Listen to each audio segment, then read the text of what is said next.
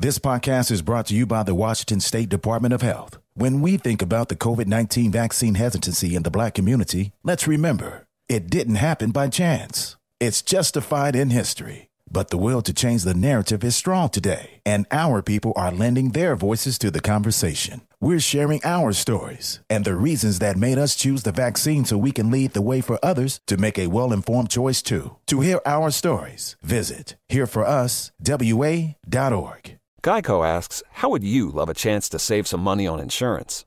Of course you would. And when it comes to great rates on insurance, Geico can help. Like with insurance for your car, truck, motorcycle, boat, and RV. Even help with homeowners or renters coverage. Plus, add an easy-to-use mobile app, available 24-hour roadside assistance, and more, and Geico is an easy choice. Switch today and see all the ways you could save.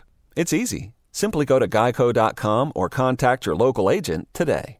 What's up? It's your boy, the Ted Smith. Thanks for listening to the Men's Room Daily Podcast. Want more? Check out the greatest podcast in all the land, The Podcast. Be sure to subscribe and listen to a brand new episode every Tuesday night. The debauchery rolls on. You're listening to The Men's Room with Miles and Thrill. 99.9 KISW. The alleged use of forced monkey labor has led to Costco stop selling Thai-made coconut products. PETA has been tracking such animal abuse since 2019, urging retailers to pull merchandise made from the company. No kind shopper wants monkeys to be chained up and treated like coconut picking machines. Costco made the right call to reject animal exploitation, and PETA is calling on holdouts like Kroger to follow suit.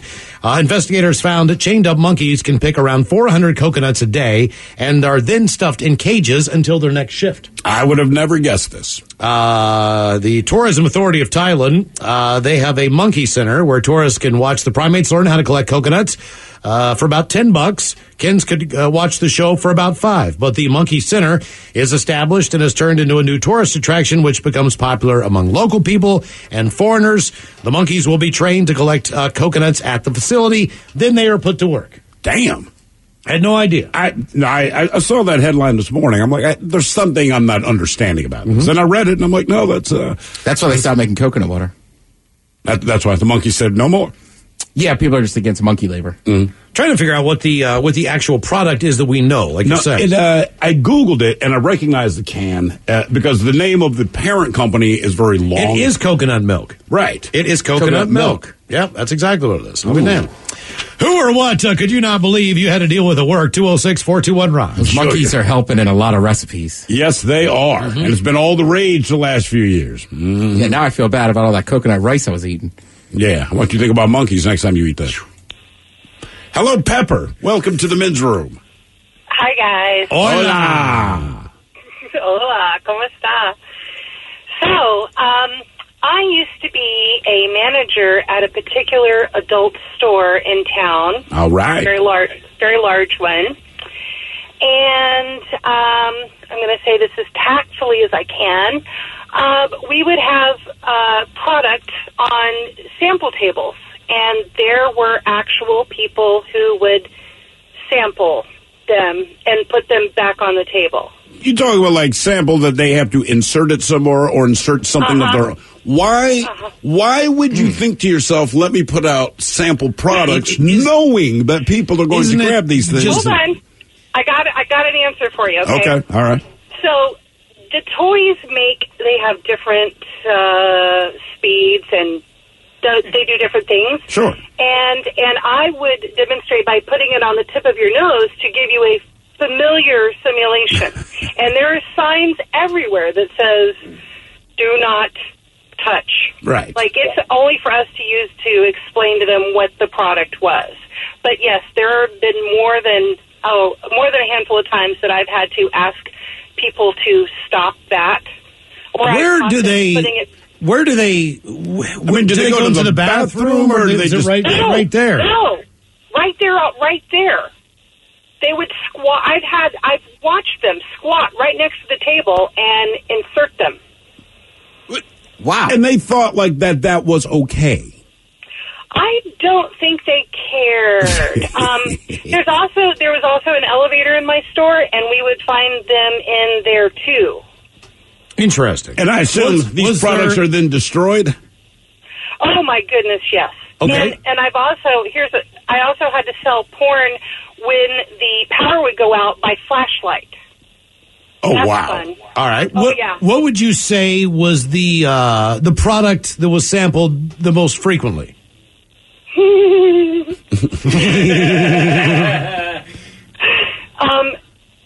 Probably, I'm going to say the most expensive ones, the dualies.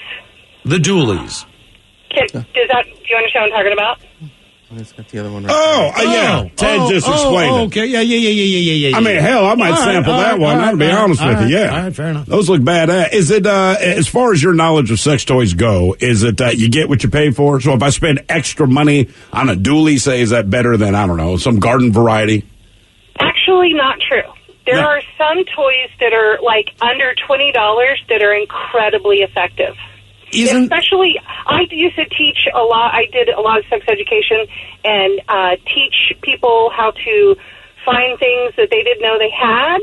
And so, I think we're tracking with you. I see. Yeah. Trust me, I've been looking for it for years myself. Well, there's a couple of toys that'll help you get there. All right. Interesting. Yeah. Isn't the same basic premise and battery and motor and all that the same that you would find in like an Oral-B toothbrush? Well, frequencies actually, not everybody likes the same frequency. The same, some people like a bigger, deeper rumble. I hear what you're saying, Mama. Okay, and some people like a high, flickery, faster thing? Yeah. Huh. Yeah. Interesting. And and we would tell them you cannot return them. There was no returns, and you'd be surprised how many times they come back. I am. If anyone, it's like returning underwear that you've worn. You know, like, look, man, anything that touches that general area, people don't want back. Thank you. Exactly. And you can't reuse them. No. Like if you get a different chick, you had like a really cool toy. She's like, did somebody else use that? I was like, I cleaned it. But that doesn't work. Yeah, you're right. Like, oh my God. So you tried anyway? Like, come on, man. It was a really cool toy. It's been sanitized. And it was expensive. So you're just like, come on, man, I got to get my money's worth. Yeah, exactly. So basically, I got it and then was single again a month later. So it barely got used. Do you still have it? You do, don't you? Just in case. It's still the original package. Oh, it is. Okay, it was only used like once. Oh, but it was used. You can't share that part. But it was used. Yes. Right, even if it's gently. It came with like scrubbing bubbles, not the ones from your bathtub. You know what I'm saying? Like, good cleaner. Right. Okay. Oh, it comes with a cleanser for Yeah. All right. Huh. Who or what could you not believe you had to deal with at work? 206-421-ROCK. I think you got to move on to a new one. It just, man, just I know. It's not vibing. Yeah. Maybe you could try it. Right. Okay. Hello, Brandon. Welcome to the men's room. Hola. All right, guys. How you doing? Doing good, sir. How are you? I'm doing well as I can. Okay. You know, unemployed. Yeah. Okay. So I used to work at a convenience store a long time ago, and this Mexican dude came in, just walked straight to the bathroom, and then straight out. I mean, he was in there for, I don't know, like 10 minutes. Obviously, know what he's doing, dropping a dookie. And I went in there to use the bathroom, and there was this turd that was like the size of, lengthwise and girthwise, of a 24-ounce can of beer. Okay. Whoa. That's impressive. And I felt bad for the guy. That had to have hurt. But he didn't flush it or do anything like that. He gingerly wrapped it in toilet paper and just set it on the side of the bowl of the toilet. Wait, what? So he pulled it out, wrapped it up like a mummy, and left it? Yep. I kid you not. Do you think he pulled it out, or he never hit water? I'm pretty sure he had to pull that thing out. That's interesting. The toilet paper was dry, and like I said, it's just gingerly sitting on the top of the Okay. Maybe he decided he wanted to just leave you a gift, you know? Well, I mean, yeah, I guess. It was a great gift. I had to break that thing up with like a hanger and just to get that thing to go down. Man, I'm thinking that goes in a bucket and then the bucket goes in the dumpster. I'm not down with that, man. Sure, I didn't have that option, though. I didn't have a bucket. I didn't have any gloves or anything like that. So I would, all right. Man, people do some odd things, man. How are people pushing that out? How many days worth is that, you know? Yeah, like, were you constipated? Like, what happened? But then you wrapped it, you removed it, and then mummified it. Maybe it was just maybe you're just proud, you know? I get that he's trying to do the right thing, but, like, man, you couldn't think of anything else to do other than wrapping up a turd and leaving it. Like, come on. Hold it out. At least leave it in the toilet. Right. Can we agree on that? Try to flush it. If nothing else, just leave it where it is. Who or what could you not believe you had to deal with at work? 206-421-ROCK. Hello, Dave. Welcome to the men's room. Good afternoon, gentlemen. Hola. Hola. So, David, what can you not believe that you had to deal with at work? Several years ago, I was working for a restaurant chain as a manager. And my general manager was sexually harassing the female staff. Okay. And it got to a point where people were putting in their 2 weeks' notice.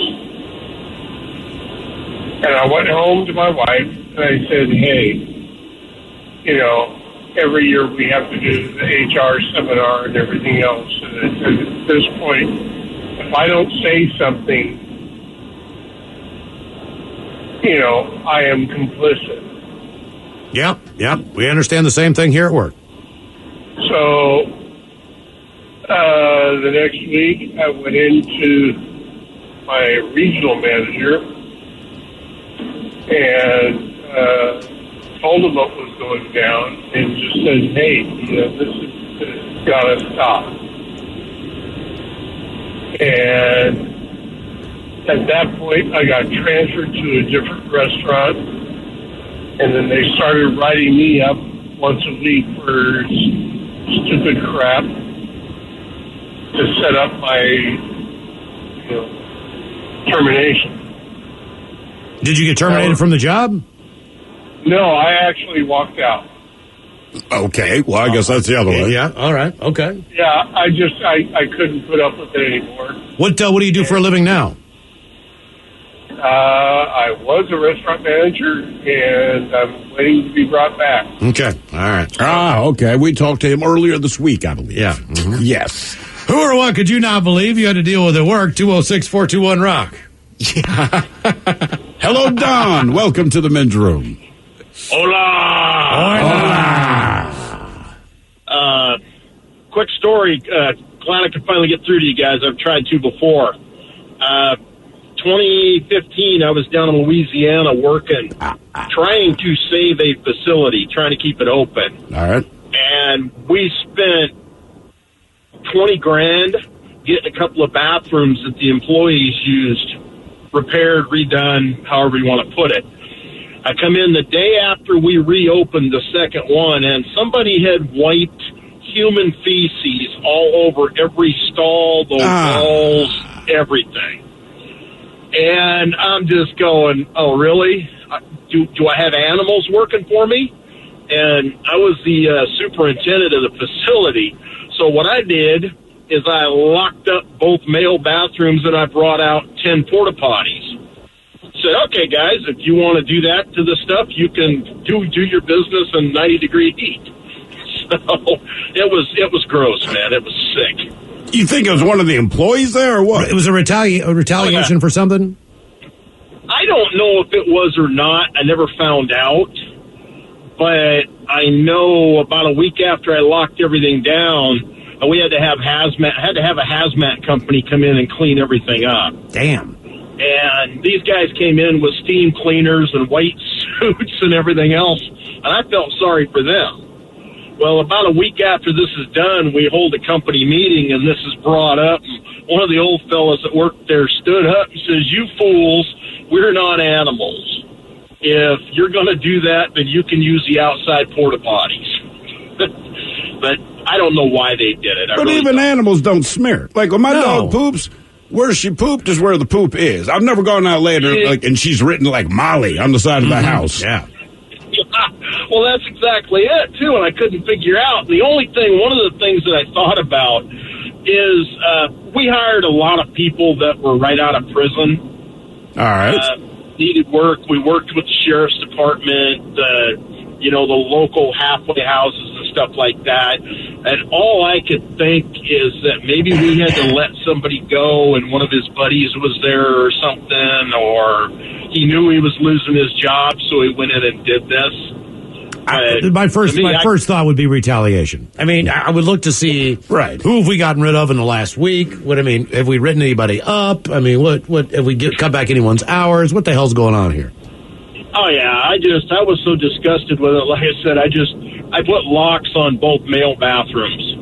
I left the women's open because they never seemed to have that problem. And then I just called and brought 10 porta potties out there, and it's like, well, you're in Louisiana. It's 95 degrees out with 98% humidity. Enjoy that.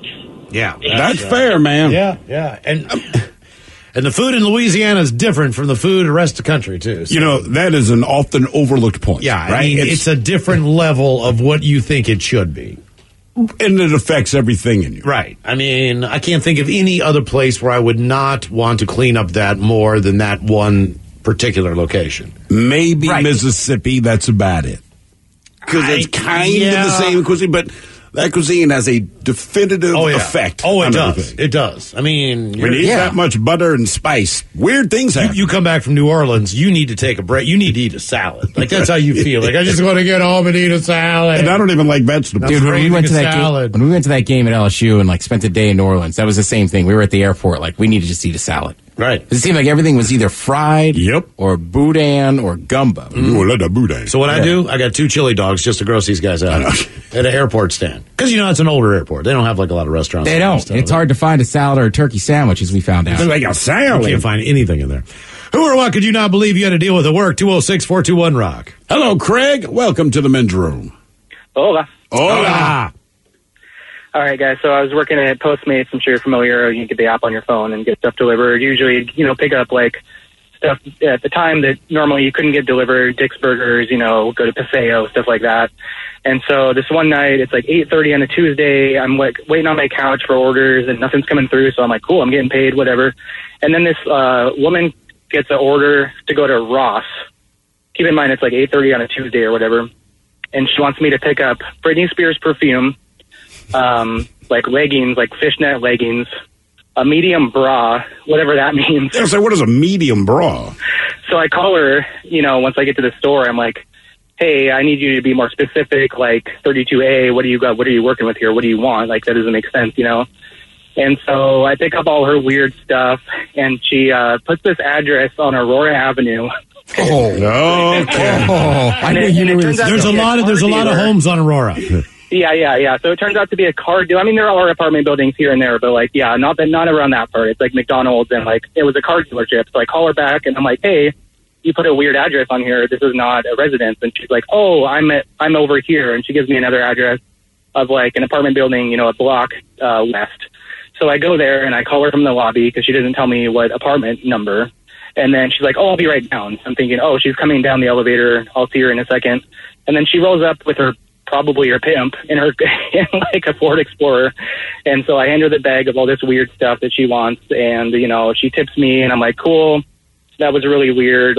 I've never had an order like that before. Really weird situation. Why are you saying you live at this place and you're rolling up in a car, next to the lobby? And so I think I'm done with it. She tips me. Thank you very much. Never have to see her again. Not 15 minutes later, I'm going from 145th in Aurora and I get to 85th. And she puts in a second order to go to Fred Meyer and pick up a Dr. Pepper and a Kit Kat bar and a rotisserie chicken and 2 onesies for a little infant baby. Oh, God. Did you do it? I had to. It was like I tried to reject the order, and I was the only one that was close by. And it's like, why didn't you just order all this stuff all at once at the same time from Fred Meyer to begin with? Like, I could have gotten all that stuff there. And instead, she had to go to Ross and Fred Meyer within like 20 minutes of each other. What was the next drop-off point? Because I'm sure she's on the move. Right. Yeah, actually, that thought kind of slipped my mind. Like, I guess I just went back to the same, weird second address that she gave me at the apartment building. And, yeah. It's an interesting area of town. Bizarre. It is. Well, for sure. Yeah, well, I used to live on 95th in Aurora, and we would play, like, Spot the Hoe, It's easy. It's called go outside and point. Yeah, pretty much. Right. Yeah, it was like a competition, who could spot the ones quicker. Like, it's like Punch Bug. I say, Postmates used to be wild. You didn't order anything. We had a crackhead or something living in a crawl space next to our garage, like smoking like refried cigarettes and stuff in there. That is Aurora Avenue, man. Exactly. Good Lord. Who or what could you not believe you had to deal with at work? 206-421-ROCK. This podcast is brought to you by the Washington State Department of Health. As we continue to listen, learn, and grow, we are amplifying Black voices and perspectives in an effort to start a new COVID-19 vaccine conversation. We're sharing stories intended to help us navigate this unprecedented time together and to co-create solutions in support of the Black community. Hear these stories at weconsiderwa.org. Geico asks, how would you love a chance to save some money on insurance?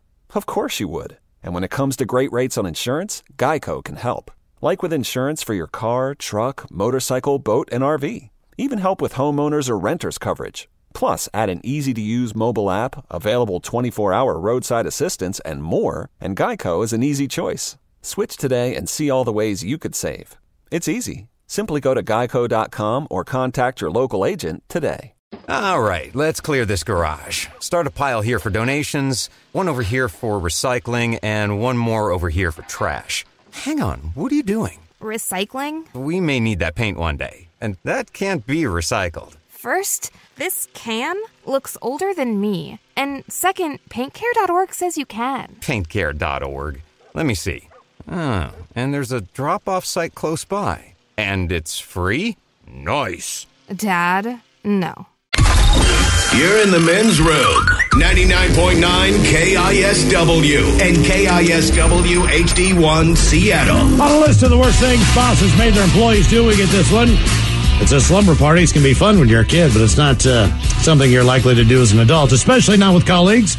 But that's pretty much what Emma Johnson's boss had planned for her and other reporters at the newspaper where she worked when she was in her early 20s. Our newspaper editor expected reporters on business trips to not only share hotel rooms, but also beds. When she refused to bunk with colleagues, a female senior editor took her side and said that it was an honor that she was even invited on the trip. And not only was it not a scandal to share beds, it was necessary. Our question, who or what could you not believe you had to deal with at work? 206-421-ROCK. Hello, Tony. Welcome to the men's room. Hola. All right, guys. So this is a while back, but I used to work for a big warehouse company, and I was on building maintenance. And one day I got a call over the radio to go up to the ladies' bathroom. I'm like, all right. I get up there, and my managers were all like, dude, I'm really sorry. I'm like, Great. So I walk in there, and I don't know how this happened, but someone took a dump, and then it was like you put an M80 in the toilet, and it just went everywhere, up the wall. I mean, and I looked at them, and I was like, dude, there's no way I'm cleaning all this. So I shut down the ladies' bathroom and got a hose out and bleach, and I just hosed down the whole place. How long does that take? Oh, that took me at least 40 minutes to do everything, and then the smell did not go away until about the next day. What was it, a backup toilet that just came back in, do you think? No, it was a legit, somebody, had to go really bad because when you go into the stall and you look down, there's a fresh thing of pants and underwear right there. Oh, you got like, do people go home and share these stories with loved ones and friends? You're not going to believe what happened to me in this large box warehouse place. I mean, honest to God. Oh yeah, no, I get asked when I was over there. I got asked all the time, like, hey man, like, how was work today? And I'd be like, oh, yeah, this is what I did. And everybody got a kick out of it and laughed. I was like, no. Because it's not them. I just can't believe Yeah, exactly. I can't believe these people are human. Like, what do they do at home? But see, dudes openly talk about that stuff. Like, oh, man, what's wrong, dude? I don't know what happened. I pooped next to the toilet instead of it. I had a friend. Yeah. It was a female friend. This was last week, and she's at my house with her husband. All right, so I don't remember what we were talking about, but she goes, hey, let me ask you something. I was like, what's up? She goes, when you fart, and I said, whatever you're going to say, the answer is yes. She's like, I said, no, because I can tell by your face this is not something you're thrilled about. This is a guy farting thing. So whatever you're about to say, the answer is yes. And then me and her husband went on to say, look, I don't know why. I did not know that women did not find farts as funny as guys do. I just thought everybody rejoiced and regaled, and I've discovered over the last 25, 30 years, and I'm wrong, but I'm like, dudes think farting's funny, and I'm like, we will always talk about farts. If I had an extraordinary fart at 8 a.m. when I get to work, I will tell the fellas about a fart, and inevitably, one of them will come back with, woke myself up at 3 o'clock this morning. I'm like, it's what we do. I said, there's a guy I work with. We call him VD on the radio. Like, his office is a little ways down the hall. If I feel a good fart coming, I walk into his office, open the door, fart in his office, and leave. And he knows it. And he's done the same to me. I'm like, it's just what guys do. Yeah, I mean, you brag about the terrible one you had Sunday on the couch. Absolutely. Not you, I'm saying me. Like, anybody does. Just like, oh, that is awful. I'm going to have to tell somebody. Right. So if we blew up a bathroom, like we would tell it, like, oh, man, there have been times, you walk back into the office like, hey, man, I just took a dump. And it's like, yeah, man, it's like a triple flusher. It's just conversations we have. Yeah. I got up. I thought I was done. Then I had to sit back down again. That was my story yesterday. I'm telling VD that. And VD's like, same thing happened to me Saturday. I mean, it's just one conversation. Who or what could you not believe you had to deal with at work? 206-421-ROCK. Hello, Spencer. Welcome to the men's room. Hola, gentlemen. Hola. All right. So this was back when I was living in Central Oregon and managing a location for a rental car company. I got a call on my day off from a very apparently shell-shocked assistant manager, profusely apologizing for calling me on my day off and told me that someone, quote-unquote, destroyed the bathroom. I'm like, okay, well, just find someone to clean the toilet. And it's like, no, it's everywhere. And it's like, oh, it's like, yeah, it's like on the walls, on the floor. Like, I don't know what to do. I've tried cleaning it up. Like, we tried using the car wash soap and an old wash broom. Like, nothing's working. I'm like, okay, man, I'm going to go get some, like, pretty much all the bleach stuff I can find. I'll be over there. And so I do that, come over, open the bathroom door. He's in there. He looks like he's seen a ghost. He's pale. I was like, look, man, like, I'm going to take over for you. You need to take a break, sit in the office, like, catch your breath. And of course, we had customers during that time. And so I closed the door behind me. I started using all this bleach stuff and almost pass out because almost asphyxiated. But after, I got out of there after I started getting way too loopy. I asked him, like, how did this happen? He said, some old guy, like elderly gentleman, probably in his 70s or 80s, came in, asked to use the bathroom. He was in there for a while, and then all of a sudden, a lady who identified herself as his daughter came in and said, hey, I'm looking for my dad. He's supposed to be at a different rental car company. This isn't the place he rented from.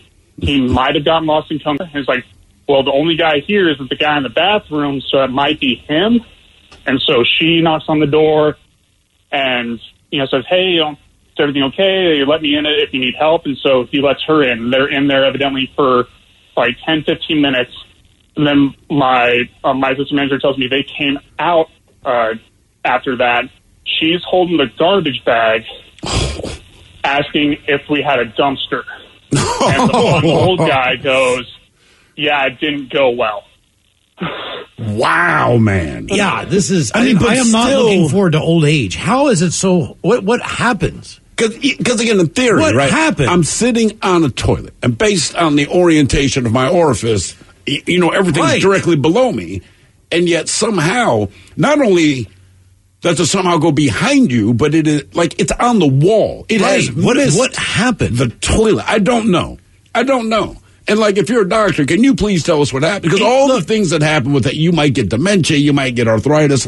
But I'd like to think that whatever else is going on with me physically, as you start to decline in your years, I can still hit the toilet when I poop. Right? Absolutely. Even if it's like liquid or splatter, it still should stay in the toilet. You should be able to hit the spot, and that's why if I'm the manager of that rental car company, I'm like, look, if you can't use the bathroom as an adult, then there's no way in hell that I'm going to give you a rental car. That's a good call. I mean, seriously. Maybe it's like he pulled him down his pants. Right. Bent over to sit down and lost and it was already gone? Yeah. Yeah, I mean, maybe. I missed that part. Did the guy still have pants on when he left? I'm assuming the pants are in the bag going to the dumpster, but who knows? I don't know. He didn't mention Definitely the underwear.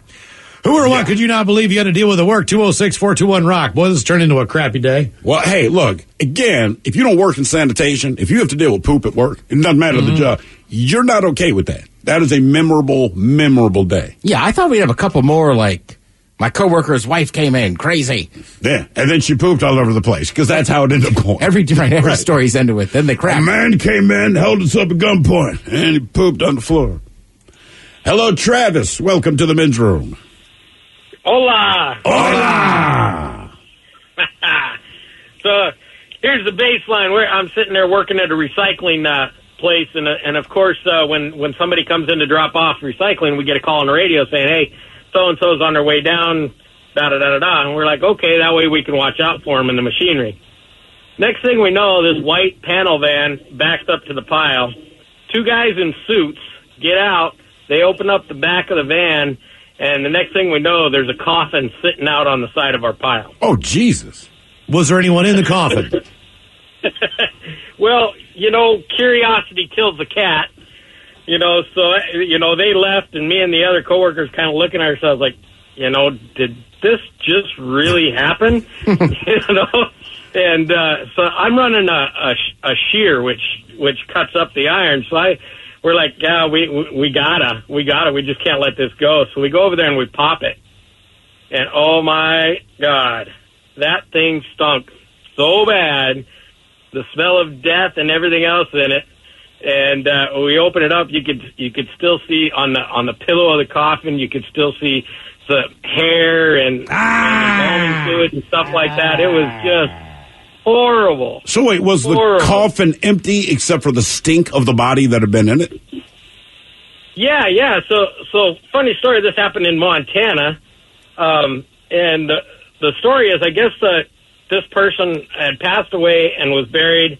Well, the family was moving to Washington State, and they wanted to take their loved one with them, so they exhumed the body to bring them to Washington to bury him closer to the family. Oh, my God. That's weird. But wouldn't you leave them in the same coffin? Like, right, you want to exhume the body, okay, but, like, leave them in there. It's all good. They had it cremated. Oh. The body cremated and brought it over. And the bad thing was is we have to get rid of this thing, so we bailed it up in our car baler with a car and shipped it out right away. But for, like, 2 weeks, you could still smell the sense of death in that car. It was horrible. Is there anything remotely close to that smell that you could associate it with? I can't, man. I mean, I've been, I grew up a ranch kid in central Montana, and I've been, a lot of, decaying carcasses, and you've smelled a lot. I've hunted a lot of animals, and never in my life have I smelt anything familiar to the scent of a buried body. Did they say how long this thing had been in the ground before they pulled him back up? We didn't get that much information. That sounds horrible. Really didn't. I mean, that's kind of a thing, though. You hear people all the time talk about, not all the time, but, whether you're in combat or something, like there's a very distinct smell. But I've never heard anybody describe it as anything else other than death. The smell of death. Yeah, they always said, but you could, smell dead animals on the side of the road. But you're right. Anyone I know that has at least been around a body that's giving off the smell, they're like, yeah, but it smells different. Who or what could you not believe you had to deal with at work? 206-421-ROCK. Hello, Laura. Welcome to the men's room. Hola. Hola. So, I'm a shipyard welder. All right. And I work on in government yards. So this happened a couple of days before my wedding, so I was actually hoping to jump out of work early that day. And I'm the secondary contractor, our company is, so we deal with the primary contractor's electricians. Okay. So I was working with the electrician for the whole day, and he seemed kind of, I mean, he's a super nice guy, but he just didn't seem to quite know everything he was doing. And I had to have him hook up my 440-volt cable for my welding machine. And he came down, told me everything was good, and my machine read an error, so I knelt down and I touched the machine, and I touched some steel plate, and an electric shock went through my left arm, through my chest, and into my right arm. So it hit me with the 440-volt cable. Jeez. And ended up having to go to the hospital. And, again, I was trying to get out of work early, so... That didn't work. What's the side effects of that? I mean, do you drool for a week? I mean, what do you have a headache? What happens? No, so they went and had a test to see exactly how many volts went through me. And so when they tested it, it was about like 186. So what they do is they just hook your heart up just to check your heart and see if there's any fluctuation in it. Because with like high voltage electric shocks, you know, it can potentially like kill you once you fall asleep. I did not realize. I did not know that. I didn't either. Yeah, it can be pretty dangerous. Did the wedding go off without a hitch? Yeah, and I was the second person to have gotten shocked that day. So when I got in the ambulance, because the Navy took me in the ambulance, they were like, "Oh my God, a second person again." Jesus. Damn. Okay. All right then. Yeah. Yeah, I didn't realize an electric shock, you get your ass later. No, I didn't either. I figured if you got through the initial thing, like, you know, you're in the clear. Oh, that's comforting. Who or what could you not believe you had to deal with at work? 206-421-ROCK. Right, getting shocked already seemed horrible. That seems even worse. Like, I might take you out later. Here's a comment. It says, my first job as a helper clerk at Albertsons. We had an elderly gentleman dropped dead of a heart attack in the wine section. Well, since he passed away on site, he had to stay there until the King County coroner could pick him up. I had to take grocery carts and block off the area and then watch his body for 2 hours. Oh. I mean, he's in the wine section. I need wine. No, not today. No. Not today. Tell you what, I bet somebody still got some wine. Somebody, I don't care, just step over. Man, yeah, whatever. Just toss me a bottle of rosé. It's that kind of night. Hello, Mason. Welcome to the men's room. Hola. Hola. So, I'm a refrigeration technician. I go around, fix different coolers, freezers, that sort of thing. And, normally it's produce we're dealing with, but we do take care of morgue coolers as well. So, we take care of one place that has like 5 coolers, and in those coolers, each cooler can hold about 100 dead bodies or so. Jesus. And I wasn't really prepared for that walking in. And not only do they have the bodies there, but they also got the burners to the side. So as we're in there working on coolers, they're incinerating bodies and stuff, and just not something you can really prepare for. No, I wouldn't think so either. Are they standing up? Are they lying down? Are they in bags? Are they posed? How are they? How are they stored? In the cooler, they're in bags, and they're on shelves, and they're kind of stacked like wood in a way. But as they're preparing them to burn, they pull the bags off and everything. So we do end up seeing some faces, which always kind of get burned into your soul a little bit. I was going to say, are the bodies all naked? They are when they pull them out, for sure. Yep, they are. They can drain the fluids and everything there. Put the embalming fluid in there if they're going to be shown. Okay. But from what I understand, there's only a few real crematoriums in the state. Really? Yeah, there's a handful of. And they have like a couple for animals, they have a couple for people, but they're not. There's not a lot. Well, didn't they say like if you get your pet cremated, more than like if you get the urn, right, or whatever? Because I got the box of puppies sitting in my closet still because I did not think through what am I going to do with this.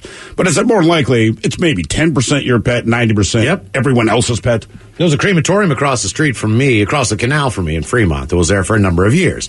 Every frickin' Saturday morning. From about 6 a.m. till 9. I mean, the smoke would just billow out of that thing right onto a restaurant that was next door. Oh, no. And for me, I was like, I'm not eating that. Yeah, right. It's beautiful. It's on the canal.